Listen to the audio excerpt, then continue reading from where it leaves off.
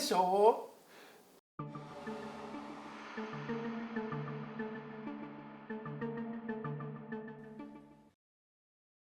どうも島田秀平です。始まりました島田秀平のお階段巡り。皆さん今回も見ていただきましてありがとうございます。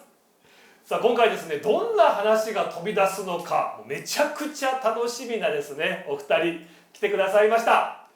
大人気アバウトガールズチャンネルよりですね、アバウトガールズのお二人です。お願いいたします。あなたのハートをズッコンバッコンおねえ二人でアバウトガールズです。よろしくお願いいたします。お一方ずつまず自己紹介していただいてもいいですか。はい、私が、丸顔担当のビビアン・モンローです。よろしくお願いします。お願いいたします。はい、そして私が主長担当のアリス・ヘップバーンと申します。よろしくお願いいたします。お願いいたします。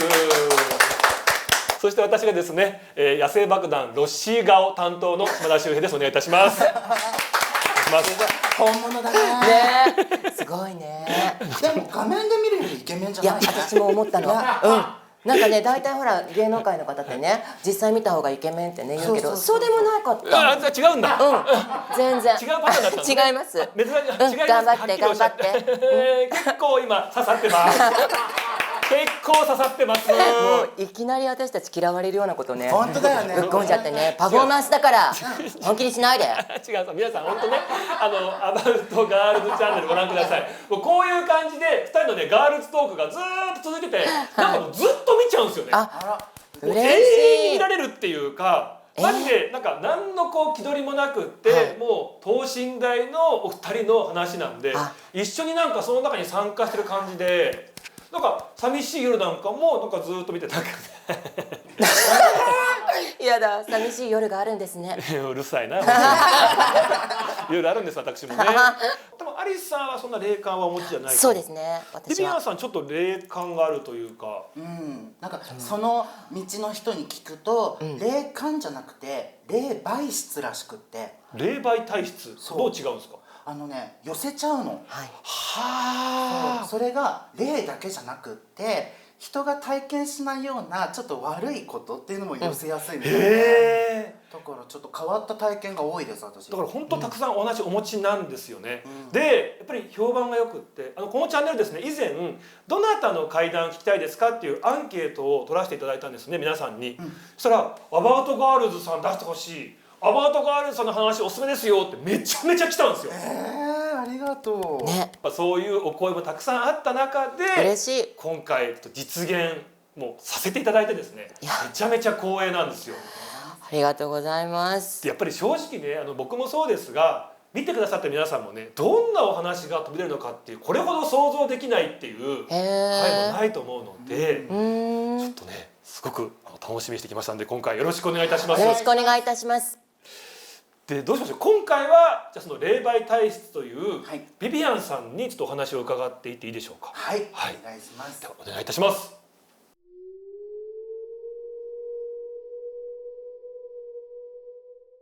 18歳の時に体験した話なんですけど、私出身地が福岡なの。あ、そうなんですね。そうで福岡から高校卒業を機に、上京するっていうことになって、でもう本当に片田舎で育っちゃったもんだから右も左も分からんねえと、なので物件を借りに、大手のそういう不動産に行ったんですね。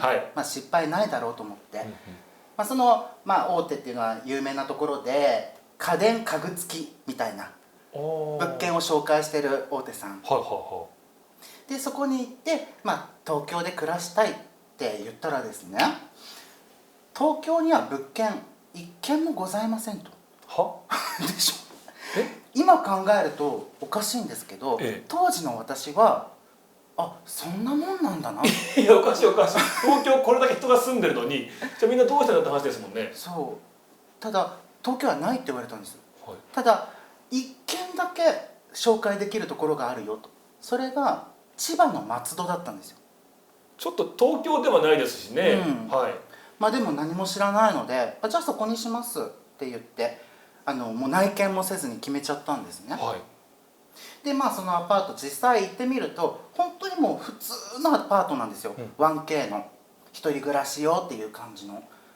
ただ今思うとちょっとおかしかったのかなって思うところがあって、そのアパート住宅街の中にあるんですけど、左右奥空き地なんですよ。空き地なの。じゃあ本当ポツンって立ってる感じ。それまでは住宅街が密集してるのにいきなりバッてなんか広くなってポツンって立ってるんです。あんま見ない光景ですよね。あんま見ないですよね。でまあ最初はちょっとおかしいなと思ったんだけど、まああまり気にせずに生活が始まったんですけど、大体ね2週間ぐらいかな住み始めて、最初の異変っていうのが、リビングと廊下があるんですけど、そこにねドアがあって、こういうタイプのねドアノブのドアだったんですけど、ふと見るとそれが一人でにカチャンってカチャンってなるんですよ。島田さんだったらね分かってくれると思うけど、そういう時って怖っとはならずに、風かなぐらいでちょっとこう考えないようにしちゃいません？そうですね。そっちの方に気持ちがいってしまうと一気に怖くなっちゃうから、気のせい気のせいっていうふうに思うように努めますよね。そうですよね。そしたらそれがもうだんだんとエスカレートしてしまって、料理が好きでキッチンになんかこういうなんかこう胡椒とか、唐辛子とか調味料みたいなね小瓶をね置いてたの。それがねドンって落ちるんですよ。で見に行くと床に転がってる、もうまた転がったよって言って、もうキッチンのシンクのへりの部分にまたこうやってやって、もうこれだと落ちないでしょと思ってドア閉めてしばらく経ったらコトンって音がして、また見に行ったら倒れてるんですよ。とか寝てたらそこカーペットの床だったんですけど、スリスリスリスリってここまでね人の足音がね聞こえたりね、あとは消したテレビからカラカラカラカラカラカラカラカラカラカラって音がするんですよ。それはスピーカーからってことですか？いや、消したテレビの中から。そう、中から聞こえるの。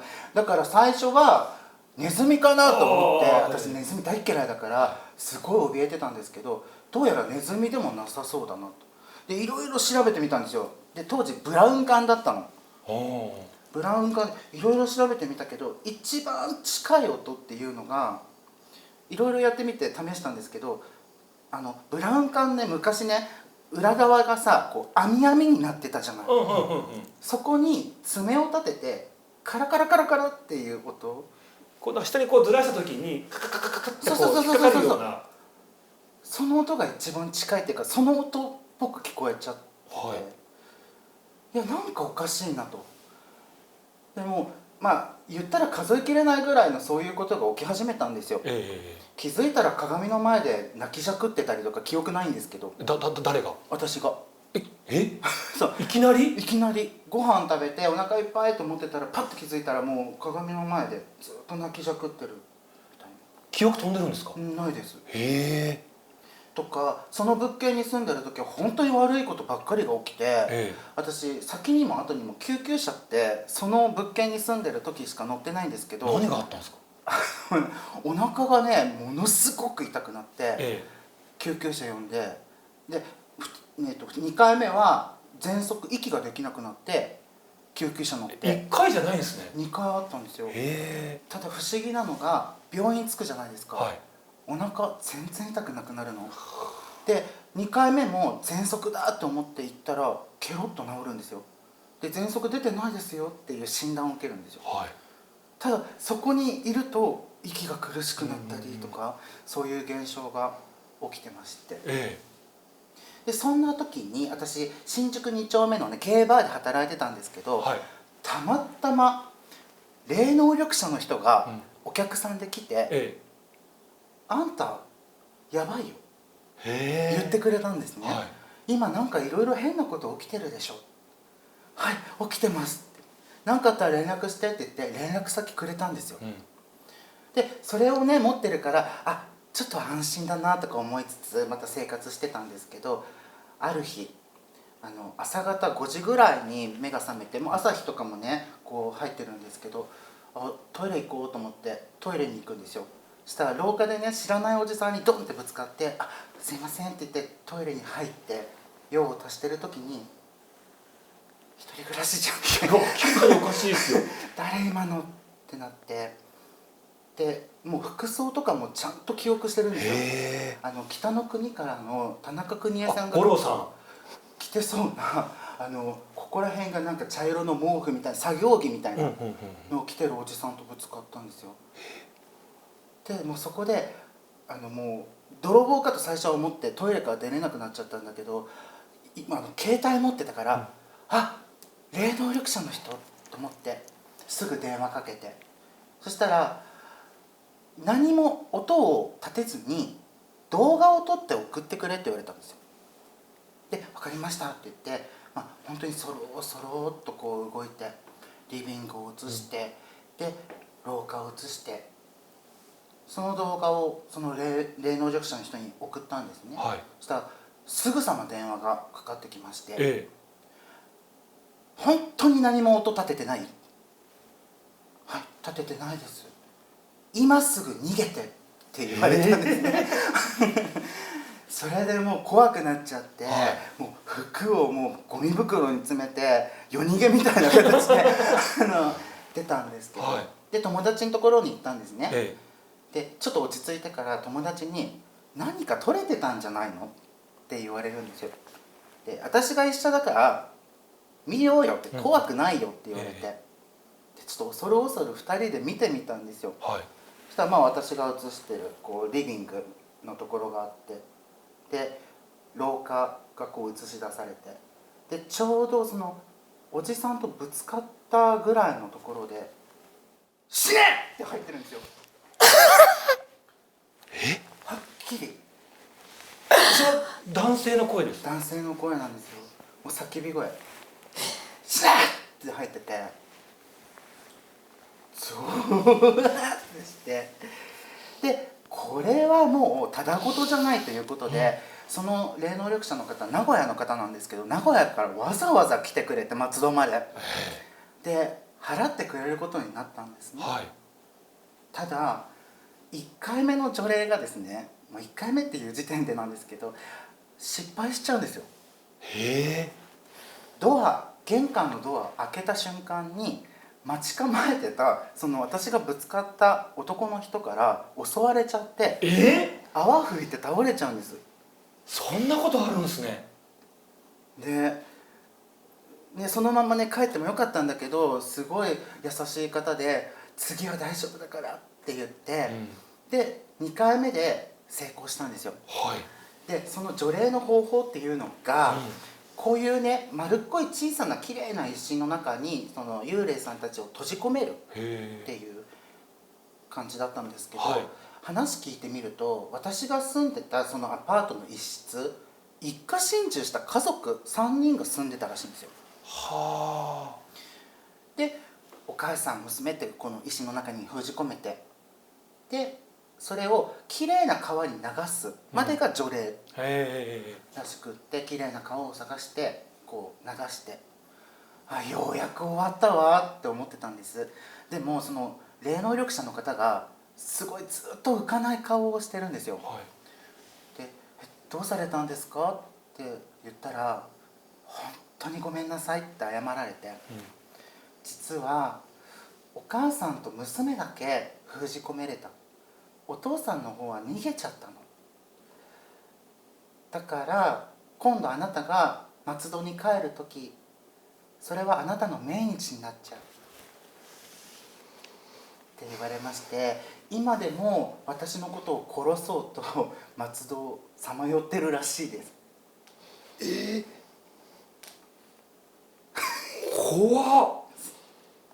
怖いでしょ。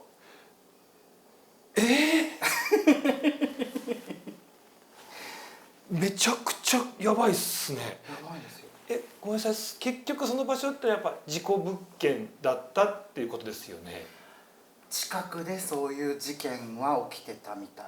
その部屋自体ではなく。じゃなく、そうですね。で一家心中ですよね。一家心中って言ってました。なんでお父さんだけ逃げてしまったのか。力がものすごく強かったみたいです。そうだったんですね。うん、できっとそうなってくると男性の声で死ねって言ったっておっしゃってましたけど、はい、その声ってお父さんなのかなって思いますよね。そうみたいです。お父さんなんでそんなね、ビビアンさんのことをピンポイントでその恨んでるんですかね。なんででしょうね。まあその部屋でやましいこととかもやっぱしてたので、娘とかに見せたくなかったっていうのももしかしたら。そういうはあ。でもこれね、なんか、はい、今さっきちょっとはしょっちゃったんですけど、実は隣の部屋に住んでる女の人がいたんですけど、はい、その人もねちょっとよく分かんなくなってるっていうか、頭おかしくなってる人だったんですよ。だからなんかそのアパート全体がおかしかったんじゃないかなって、そもそもねそこしか空いてないっていう、一軒しかありませんっていうね、東京住みたいって言ったのに千葉県だし、何なんですかねそれもね。何なんでしょうね。すごい家賃安くお願いしますとか言ったわけじゃなくて、全然普通でした。てか高いぐらい。でそこにいたら体調もおかしくなるし、そう、気づいたら泣いてるって、多分それも入られてますよね。入られてましたね。言われました。でお父さんはその部屋にいるわけじゃないんですね。逃げたということは松戸のどこかに今いるっていう風な考えなんですよね。そうビビアンさんは今その後松戸って行けないですよね。行けないです。通り過ぎもしてません。怖くて、これなんか新しいというか、もうその地域に行けないってめちゃくちゃ迷惑な話というか、そうだからね、解約の時とかも友達に全任せしちゃった。どうするんですか今後松戸で仕事ですとかなったらいけないですよね。いけないです。断ります。怖いもんが、だってその日が命日になる。いやそうですよ。アリスさんいかがですかこの話聞いて。ね、怖い。ね、何回も聞いてるもんね。でも最初聞いた時どうでした？いやもう本当にとんでもねえなって思いました。だってねえ、私はやっぱそういう体験が全くないので、そのね、松戸なんていうの、その松戸だけじゃなくて結構この人そういう土地土地であるよね。あるの。結構他にもあるので、最初ね霊媒師体質、霊媒体質って話あったんで、結構引き寄せるって話ありましたね。本当にそうなんですよ。だから占いとかも普段ね、やってるんですけど、やっぱりその占いとかって基本的に悩んでる人が相談に来るじゃないですか。だからやっぱそういう人たちの悪い気も全部吸っちゃうから、そうなのになぜかこの体型っていうね、そうそうか、もらってるからか吸っちゃうんだよね。逆にね、はい、結構ふくよかな方、霊感が強くてっていう方は結構あるあるで多いみたいですね。やっぱだからそうだ。だからどちらかなんですって。そういう方ってもうそういうふくよかな方、もしくは本当にもう病的なぐらいガリガリになっちゃってるかっていう両極端な話聞きますよね。吸っちゃったんだ。吸っちゃったね。いっぱい吸っちゃった。すごいすごいすごいね。さっきねドラえもんがね、宇野さんなんかねネズミが嫌いっていう時に、あそこもドラえもんなんだって言ってましたもんね。言ってないでしょ。アリスさん横でね、あそこもドラえもんなんだって言ってないでしょ。言ってたから、仲いいなと思って聞いてたんですけど。言ってない。大山の上尾さんの方ね。その鉄の心臓くれよ俺に。じゃないですよ。まあでもこうやってにこやかで明るいからなんとかしのげてますけど、これで本当に陰に入っちゃったら危ないかもしれないです。そうですね。そういう意味ではやっぱ横に霊感がないっていうアリスさんがいらっしゃるっていうのが結構大事なのかもしれないですね。大事です大事です。そうですね。こんだけ近くにいても一切私はもらうことないので、でやっぱりチャンネルの方もね、本当にこう楽しい話をねすごくこう話されてたりするから、ああいうとこもガス抜きになったのかもしれないですよ。そうですね。いやーでもやっぱりお話お上手でしたね。本当ですか？すごい引き込まれて、なんだその話っていう。すごい緊張しちゃったけどね。嘘つけよ。一切ない。おっぱいを揉むなそうやって。落ち着く。落ち着くじゃないんですよ本当に。ね。いやいや、さすがでした。ありがとうございました。まだねお持ちということで、またねちょっとお話聞かせていただきたいと思いますが、はいまあ今回はねこの辺でということで、お二人アバウトガールズチャンネルということで、階段もねちょこちょこ上がっておりますが、普段はね本当に楽しいトーク満載というチャンネルです。やっぱりこれを機にちょっと階段を増やしていただいてもいいですかね。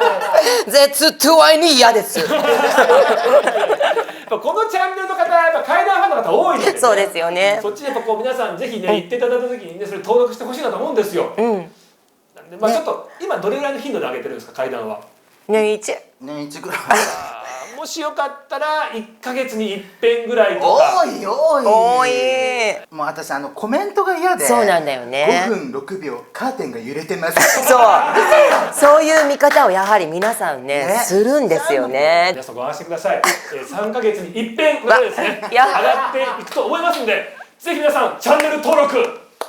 もう秀逸なこの話がいっぱいありますんでね。はい。今何本ぐらい上がってます？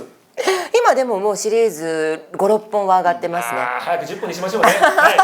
皆さんぜひチャンネル登録、そしてグッドボタンよろしくお願いいたします。よろしくお願いいたします。そして何かね変なものが映ってるとかね、はい、なんか動いてるよとかね、あった場合はねどんどん書き込んでいただいて、皆さんで盛り上げていただきたいと思います。もうなんかサブチャンネル作ってほしいですよね、こうなったら。怖い話の。はい。ああ。サブチャンネル作るほどの登録者もいないんですよ、だって。いやいやいやいやいやいや。じゃあ一個に増えねえんだよ。ねえ、だからおこぼれね、今回は本当にいただこうと思って、はい、来ちゃいました。いやいや、本当素晴らしかったです。また次回よろしくお願いいたします。お願いします。お願いいたします。というわけで、ゲストはですね、リリアン・モンローさん、そしてアリス・ヘップバーンのお二人でした。ありがとうございました。ありがとうございました。お気を確かに。お気を確かに。